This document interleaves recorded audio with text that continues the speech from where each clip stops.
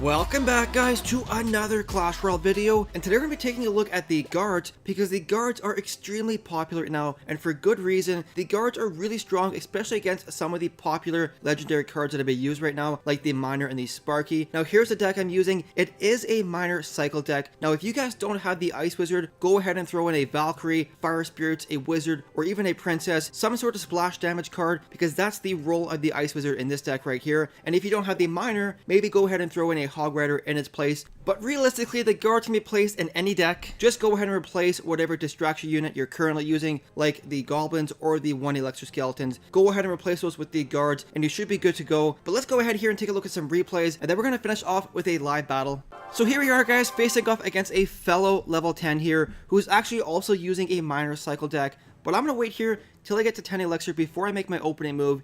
He's going to go ahead and place down his Princess way in the back on the right hand side behind his King Tower. So I'm going to counter by using my Ice Wizard on the same lane and get ready for this defense. And as you can see right here, I do have the Miner selected. I was kind of debating using the Miner to counter the Princess, but as soon as he dropped down the mini P.E.K.K.A way in the back there, I changed my plan and decided to use my mini P.E.K.K.A as well. And I'm also going to use the Poison Spell, hopefully to slow down his mini P.E.K.K.A, allowing my mini P.E.K.K.A to survive this trade. But in the end, he uses the Zap Spell. And take a look at this right here, guys.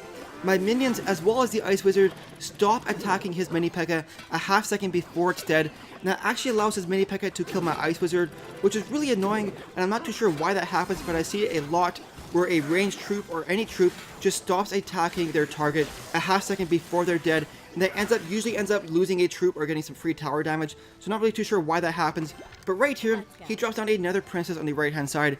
He has a pretty big Elixir advantage this far in the battle. I'm sitting on 5, he has 7, and he also has a Princess down on the field. Now right here, gonna go ahead and use the cannon to counter this Princess, but in the end I was a half second too late, and the Princess gets one free hit on my tower, so really unfortunate that I allowed him to do that. So I'm gonna go ahead here and use the Poison Spell to damage that pump as well as the tower. Now normally I look at the level of a pump before I use the Poison Spell. His pump is only level 6, so that's why I know that I can use the Poison Spell to do some decent damage to it.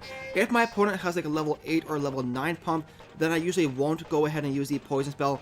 But the reason I do that is because whenever I'm running a deck that has a pump in it, and my opponent keeps poisoning it or fireballing it, it's actually really annoying and prevents me from getting any Elixir for late game. So that's why I like to do it to my opponents. Now right there, as you can see, the Gaurds are the perfect counter to the Miner. And take a look at this counter push we have right here, guys. Mini P.E.K.K.A going there with some Gaurds as well. Unfortunately, the Goblins going there to take out the mini P.E.K.K.A, but in the end we do some decent damage to that tower, bringing it down to like 1700 health or something like that.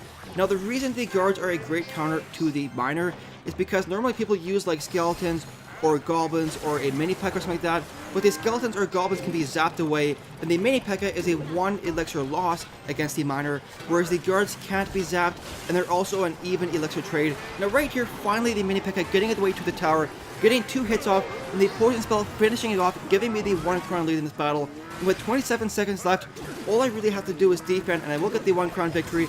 Once again, using those Gaurds to counter the Miner without taking any damage to my tower. And I also have 2 Gaurds left because of it, so pretty good Elixir trade right there. Now right here with 13 seconds left, I'm not really going to try and go for that 3 crown victory. Just going to keep dropping troops behind my tower and just get ready for this defense and just hold up for the 1 crown win. So right here, Poison Spell going down with the Zap Spell to kill those minions. And there we go, getting the 1 crown victory. Let's go ahead to the next replay here. So here we are, guys, facing off against a level 9 this time. But my opponent has a level 11 Royal Giant. So I honestly don't even feel bad for beating this guy, considering how high his card levels are for being a level 9. Now he's going to go ahead and start out with the Princess in the back and his King Tower. Just like the last battle, I'm going to go ahead and use my Ice Wizard in the back, get ready for this defense. And unfortunately, I don't have the Miner in rotation yet. So I'm going to go ahead and use the mini P.E.K.K.A as soon as I get to 10 Elixir on the right hand side to hopefully counter the Princess. And I'm also going to send in the Miner to take care of those archers. Now right here I'm a bit preemptive with the Zap Spell, and I could have saved it a half second to also kill those Goblins, but we do manage to get 2 hits on the tower by the mini P.E.K.K.A, so a pretty successful push right there, bringing his tower all the way down to like 900 health, something like that. Now right here, my opponent's going to come in with a pretty strong counter push with those level 10 Barbarians and a level 11 Royal Giant. And take a look at how tanky this level 11 Royal Giant is against my level 9 minions. Now the only unfortunate thing with this deck is my minions are only level 9, and a lot of the opponents that I face are able to one-shot them with their Zap spell. Now I do have an upgrade available for my minions, but the unfortunate thing is I'm so far backed up with gold. I think I'm like 250,000 gold in debt for all my upgrades. So I have to be really particular with an upgrade before I do it. Now I might go ahead and spend the 8,000 gold to upgrade those minions, but I want to just make sure that that's the upgrade that I want to do. Now right here, he's going to start doing another push here on the right hand side with the archers in the back. I'm going to go ahead and just use the poison spell to damage that tower and also damage the archers. He's going to go ahead here with the miner. Now once again, using the guards to counter the miner. Like I said in the last replay, the guards are the perfect counter to the miner. And one of the other reasons why the guards are a great counter is stuff like the mini P.E.K.K.A. and the Valkyrie. You have to place them exactly where the miner is about to pop up. But the guards, because it spawns 3 of them in a wider radius, it's a bit more forgiving with where you place the guards in regards to the miner placement. Now right here, sitting in the miner once again to hopefully kill that princess and also get some chip damage into the tower, because with a minute left in this battle, and given that his tower is all the way down to 300 health, all I really have to do is do some chip damage over time, and I will get the 1 crown victory. Now once again here, he's going in with that level 11 Royal Giant. Mini P.E.K.K.A. doing some pretty decent damage to it, and the Ice Wizard also going down to slow it down. And in the end, the Royal Giant only gets 1 hit on my tower. Now right here, once again, Miner going in there, and we are going to be able to get the 1 crown lead with this counter push right here. And with 35 seconds left in this battle, all I really have to do is play defensively, and I will be able to hold out for the 1 crown victory. Now once again, he's coming with his level 11 Royal Giant, but I do have the perfect counter available with the cannon distraction, as well as the mini P.E.K.K.A. from the side to take it out. And in the end, even though the Royal Giant is level 11, he doesn't even get 1 hit on my tower, so pretty successful defense right there. And he's trying desperately here with these barbarians to try and take out my tower. Once again, the miner going in there, but unfortunately I don't predict the location as well this time with those guards, and he will get some chip damage done to my tower. But with 4 seconds left, it's not enough, and I do get the 1 crown victory. Let's go ahead and do a live battle here. So here we are, guys. Hopefully we get a decent opponent. I definitely feel like recently I've been falling behind on a level curve of cards. Like the 3000 range to like 3300 used to be pretty even level opponents, but recently like everyone has level 11 and 12 commons. So I definitely feel like I've been falling behind here. I think the gold rewards definitely need to be like almost even doubled, because like I said earlier, I'm like 250,000 gold in debt. I'm a level 10 with like pretty much all level 9 cards, and I only have like 2 decks that have level 9 cards. The rest of them are like level 8 cards almost, because I just can't afford to upgrade them. So definitely think the gold rewards need to be increased significantly. Go ahead and use this cannon as well as the mini P.E.K.K.A. Now this guy's using the deck that I featured yesterday in the video yesterday, but the problem with the Lumberjack, as you can see right there, the Lumberjack was the last troop to die, so the rage spell was virtually useless in that situation. Now my opponent here is a level 9, but I think his card levels are pretty comparable. I only have level 3 guards, which I wish they were higher level. Let's see here, let's go ahead and use these minions in the back there. I was going to use the miner on that side, but now I can't. I'm going to get ready for this defense right here. Drop this poison spell right here to damage all of these. Kill that princess as well in the process. Not too bad, not too bad.